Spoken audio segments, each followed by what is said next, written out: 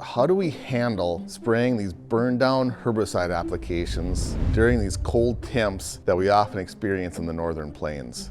Drills finally started rolling around here about maybe 7 or 10 days ago, and we've had some really nice stretches of weather, but as you can see from how I'm dressed today, it's about 38 degrees out here right now. And looking at the 2-week forecast, we're going to be experiencing some temps pretty similar to this, especially in the mornings. What are some things that we can do? More importantly, like, when is the time just to say, no, this is not the time to make these herbicide applications? Generally, when we make a herbicide application, that herbicide moves across the plant cuticle relatively quickly.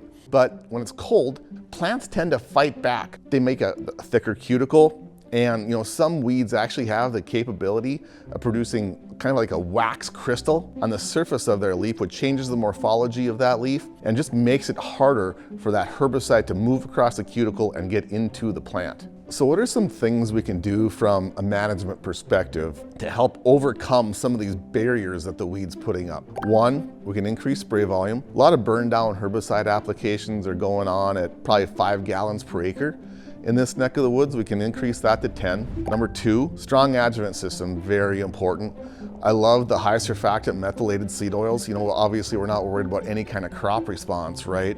So, the hotter we can make that tank mix, the better. And if glyphosate's in the tank, a really good ammonium sulfate-based water conditioner is absolutely a must.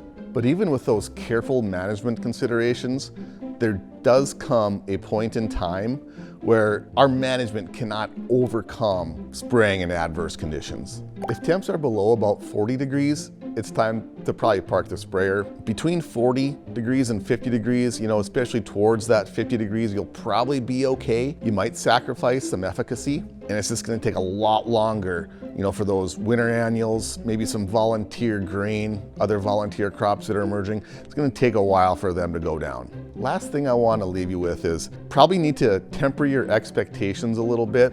If you are spraying in cold temps, killing a weed's a biological process, and that biology tends to slow down when these temps are, in that 45, 50, even up to 60 degree range. Maybe a normal burn down application, you're seeing weeds go down in 4 or 5 days. It might take up to 2 weeks for some of these weeds to really show any kind of symptomology. Follow for more quick agronomy tips to make every pass count this spring.